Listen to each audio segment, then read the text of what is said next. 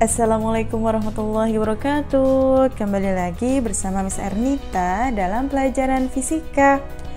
Pada kesempatan kali ini Miss Ernita akan melanjutkan bab dinamika rotasi, yaitu bagian momentum sudut dengan simbol L besar.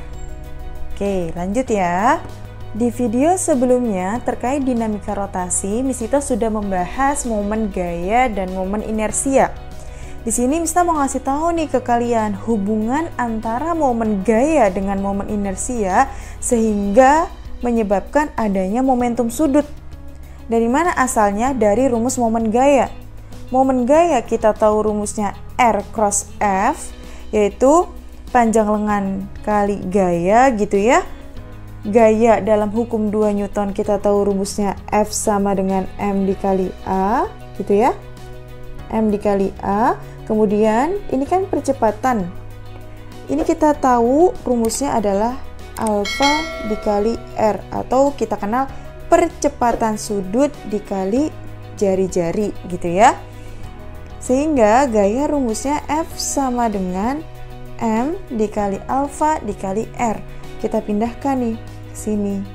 Ketika R dikali R hasilnya adalah R kuadrat, ada massa, ada percepatan sudut. M dikali R kuadrat kita tahu itu adalah rumus momen inersia yang kemarin kita bahas. MR kuadrat, momen inersia. Sehingga rumusnya menjadi tau sama dengan I dikali percepatan sudut. Momen gaya sama dengan momen inersia dikali percepatan sudut. Momen gaya menimbulkan percepatan sudut sehingga terjadi gerak rotasi, di mana benda yang berotasi pasti mempunyai momentum sudut.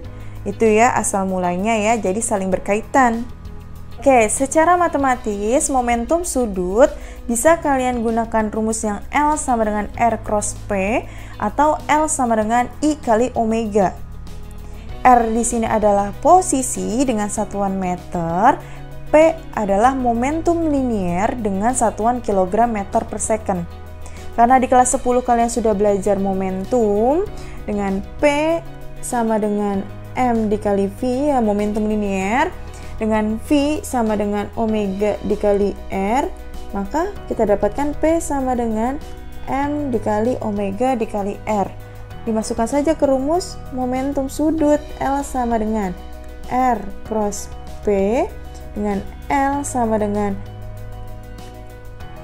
R cross M dikali omega dikali R gitu ya, yang ini ya.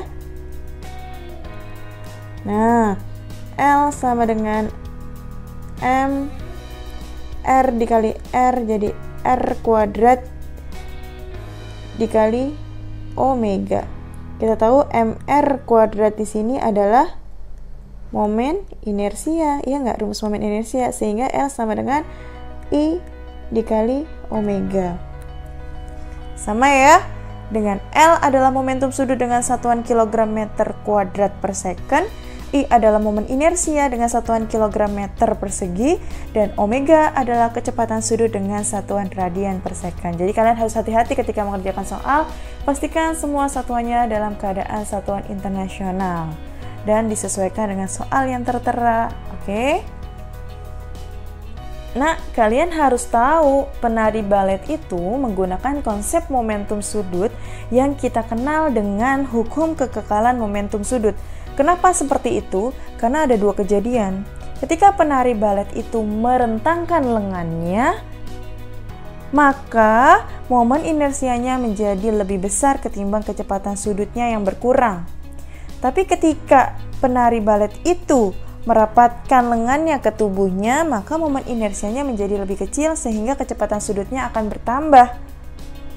Kita ambil kesimpulan, momentum sudut ketika penari balet merentangkan lengannya itu akan sama dengan momentum sudut ketika penari balet itu merapatkan lengannya ke tubuhnya.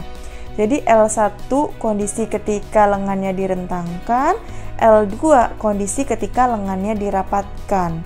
Sehingga L1 itu adalah I1 kali omega 1, yaitu momen inersia yang pertama dengan kecepatan sudut yang pertama, dengan L2 I2 kali omega 2. I2 adalah momen inersia yang kedua dengan kecepatan sudut yang kedua.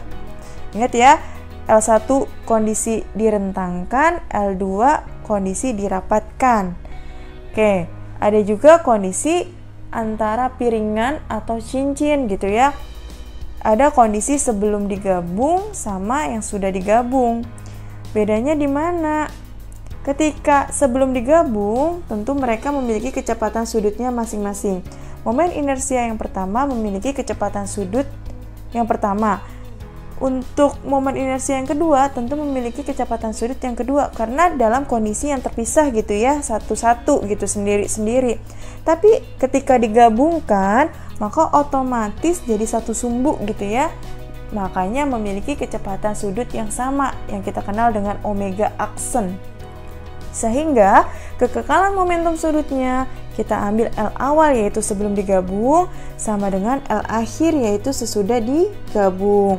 Ketika L awal berarti masing-masing I1 kali omega 1 ditambah I2 kali omega 2 sama dengan ketika udah digabungkan berarti I1 tambah I2 dikali omega aksen karena omeganya sama gitu ya.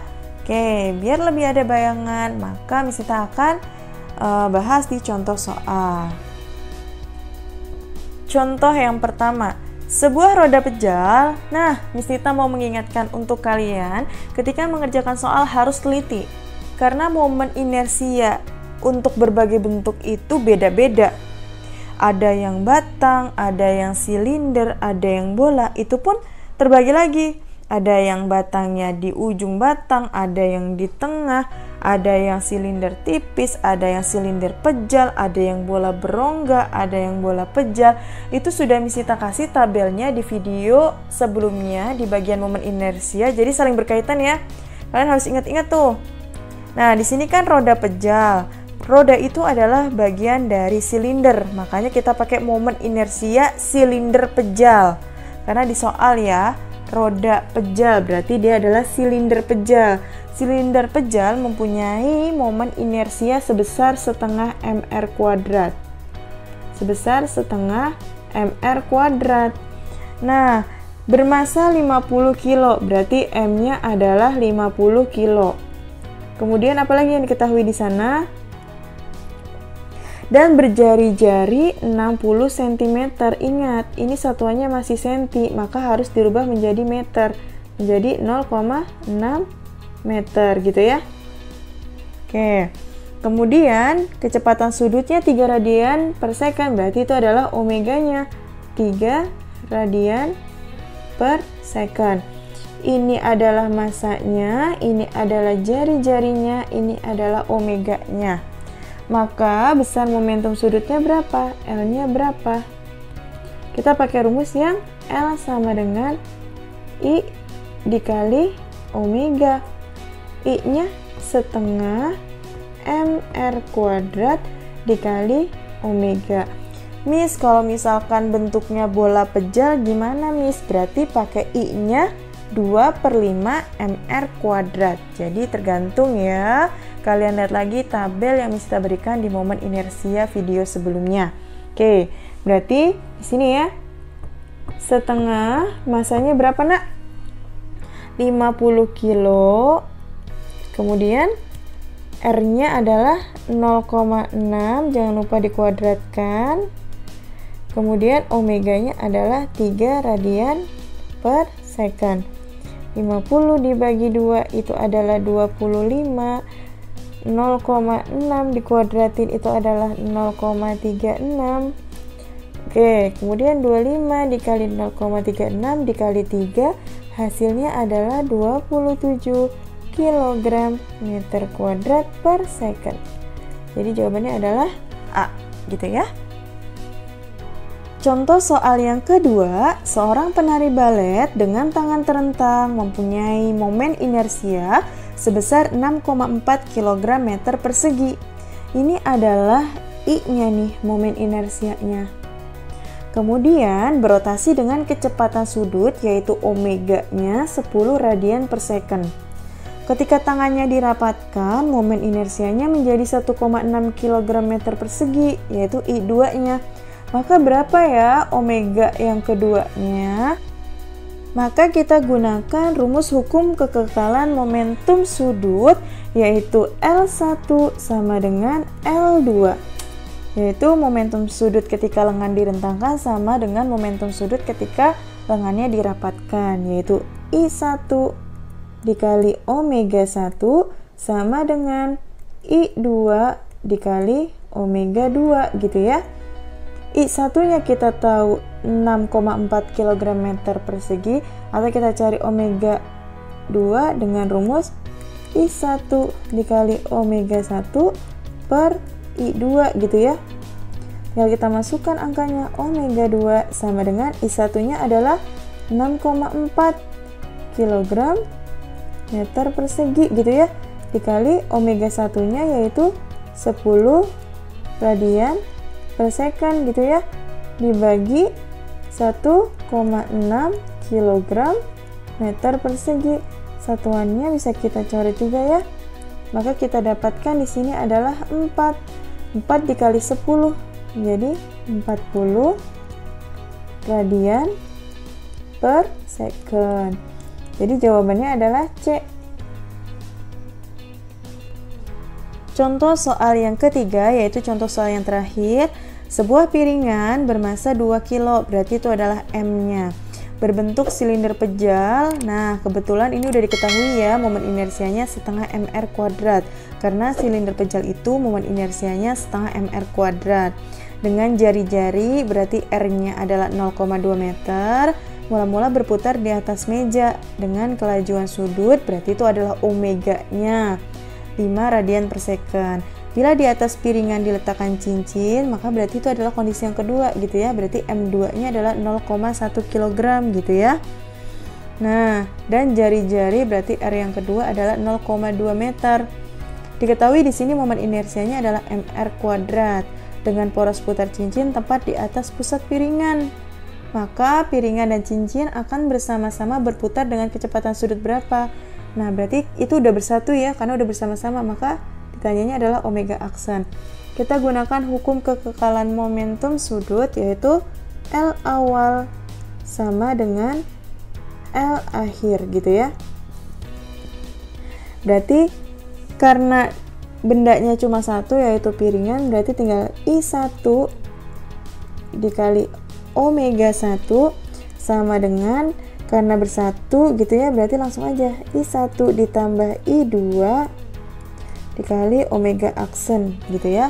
I1 nya kita tahu setengah mr kuadrat karena itu bentuknya silinder pejal, dikali omega 1 gitu ya, sama dengan I1 nya kita tahu setengah mr kuadrat karena silinder pejal.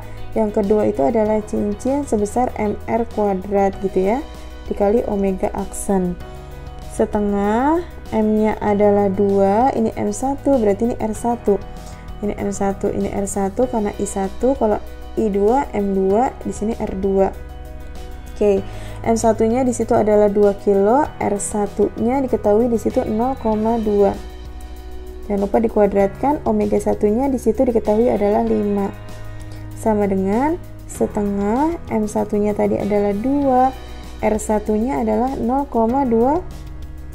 Jangan lupa dikuadratkan, ditambah M2 nya adalah 0,1 gitu ya, R2 nya adalah 0,2 kuadrat, di sini ya di bawahnya 0,2 kuadrat. Oke, tutup kurung dikali omega aksen. Nah, karena di sini R-nya sama semua gitu ya, berarti bisa coret ya R-nya. Nah, tinggal 2 bagi 2 itu adalah 1, 1 kali 5 adalah 5 gitu ya.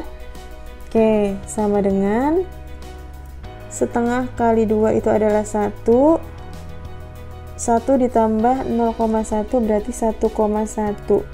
Jangan lupa masih ada omega aksen, sehingga omega aksen sama dengan 5 dibagi 1,1 gitu ya.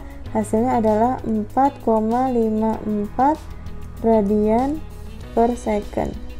Jawabannya adalah D. Oke, sampai sini kalian paham ya? Sekian dari Miss Nita. Wassalamualaikum warahmatullahi wabarakatuh.